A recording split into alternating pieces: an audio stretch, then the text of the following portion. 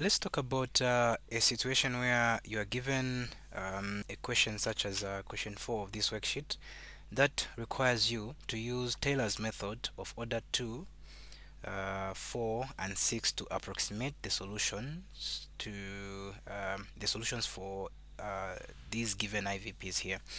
Okay, so what I'm going to talk about in this video is just more like the generalized rule of Taylor's method. We're going to talk about what is needed and what you need to do, and more like how to simplify everything that you have to know under Taylor's method of order n. Okay, so the difference equation for Taylor's method of order n is given as a situation where first of all you have your w naught, okay, which is equals to alpha, and of course this is the situation where you have your initial condition given where you have y of a, which is your lower limit, is equals to alpha. Okay, so the difference equation is given as wi plus 1, which is equals to wi plus, you're going to have your h here, times t to the n of ti comma wi here, like this. Okay, so if you observe, this is known, it's usually given, okay, which is this one right here. That is for the starting point. Then your h is the step size, which is also given as you are given the question.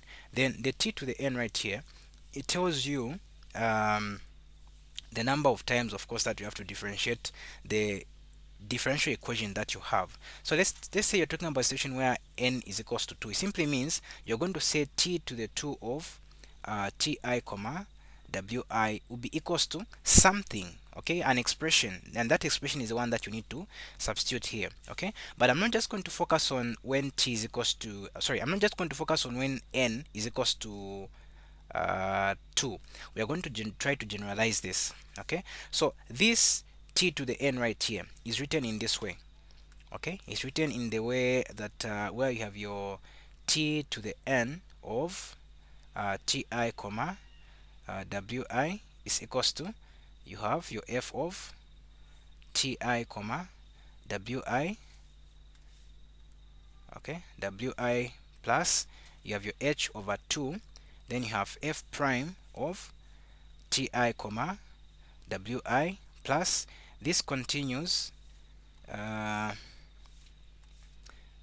we say plus, this continues to where you have your h to the n minus 1 divided by n factorial, then you have your f to the n minus 1 of ti comma wi there, like that.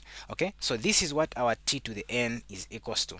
Okay, so what this means is that if you're talking about t to the 2, meaning n is equals to 2, and that is basically order 2, it will start from this one right here and this one. How do I know to say it's going to end on this one? It's very easy. So let me try to generalize this. I'll say I'll start with a situation where you have let's say n is equals to 1. Okay, n is equals to 1, meaning order 1. Okay, and after this I'll try to show why we say Euler's method is Taylor's method of order 1. So for this part here, we are going to say it is t to the 1. I don't have to really have to put it there, but anyway, let me just place it. Then we'll say it is t to the 1 of ti comma wi, which is just going to be equals to, if you observe here, you can even try to somehow maybe forget this one and forget this one. Just look at what you have right here. So if I plug in 1 where I have n here, so that would be like 1 minus 1, that would be a 0. H to the 0 is a 1 because any number raised to 0 is a 1. Then if you look at the denominator, we have n factorial. If we plug in n here, okay, if we plug in n, which is a 1, 1 factorial is still a 1. Then look at this part here. You have f to the n minus 1, meaning that would be like f to the 0. So f to the 0 is just the same differential equation that you have. That's why, like, if you look at a standard equation, let me say I give you the function y is equals to 2x plus x squared. Okay, then if I say find the derivative, meaning y prime, so y prime is just going to be equals to more like 2 plus 2x right here. Okay.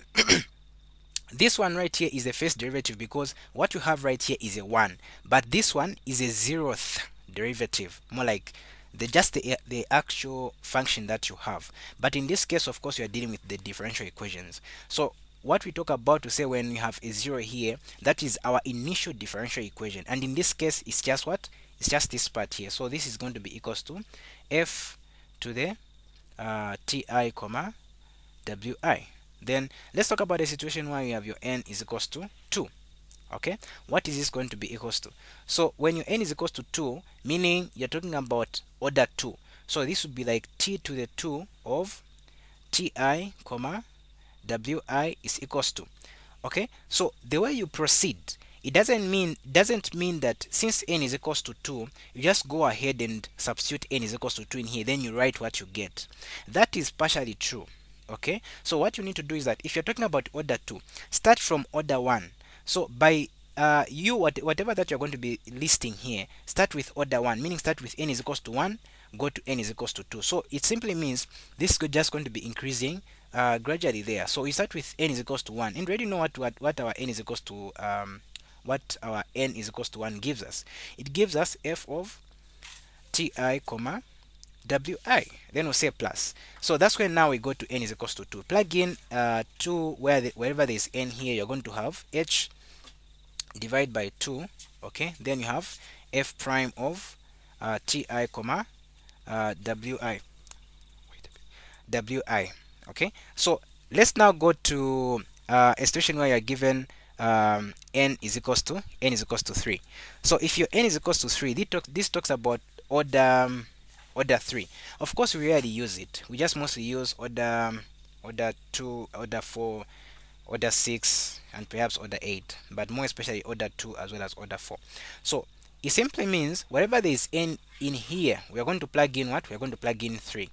But as I said earlier, we're not just going to jump and say since we say t to the 3 of ti comma wi, this is going to be equals to like you just come here, then you substitute t to the 3 here. Sorry, where there's n, you substitute a 3.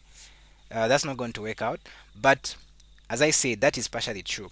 So what it means is that if you're talking about order 3, meaning n is equals to 3, start by listing order 1, that is f of ti comma wi, plus go to n is equals to 2, that is h over 2 f prime of ti comma wi, plus now go to order 3. It simply means in this one now, where there is n, plug in 3. So that would be like h. If you say n minus 1, that would be like 3 minus 1, that would be a 2, divide by 3 factorial is a 6. Then you're going to have f prime prime, okay, because you say 3 minus 1, that is a 2, so that's why you have f prime prime of ti comma wi. Okay, so let's go to the last one where we have n is equals to 4. So what does this give us? For n is equals to 4, meaning that would be like t to the 4 of ti comma wi is equals to. So once again, start with order 1, which is f of ti comma wi, plus go to order 2, meaning n is equals to 2 is h over 2. You have f prime of ti comma wi, plus go to order 3, that would be h squared over 6 f prime prime of ti comma wi, like that, plus now go to n is equals to 4. Okay, so meaning where there's n in this part, plug in a 4. So that would be like 4 minus 1, that would be a 3. So you have h to the power 3 divided by 4 factorial is a 24. You say 24 here, then that would be f to the power 3, or f prime prime prime, like that. Then you say t I comma wi there. So these are what we use. This is for order 1, like order 1, order 2, order 3, as well as order 4 right there. Okay, so now I had earlier talked about me trying to show you why we say Euler's method is Taylor's method of order 1. Okay, so let me just try to get rid of this part right here. So if you recall Euler's method, okay, the difference equation for Euler's method is given as wi plus 1 is equals to wi plus h times f to the f of ti comma wi there like this. This is what Euler's method is equals to. So now let me talk about Euler's method in terms of Taylor's method. So now this is what you are given as Taylor's method. So right here, okay, right here, let's say our n is equals to 1. Okay, so meaning we are going to say it is wi plus 1 is equals to wi plus, you say h. If you plug in a 1 where there's n here, that would be t to the 1. And t to the 1 in terms of Taylor's, like the listing that we made, is just f of ti comma wi like this. So if you look at this and this here, they are the same. That's why we say Euler's method is just Taylor's method of order 1. Okay, so this is basically what you need to know about Taylor's method, as well as maybe a little bit about Euler's method, which is this one right here. So that will be all in this video. Thank you very much for watching.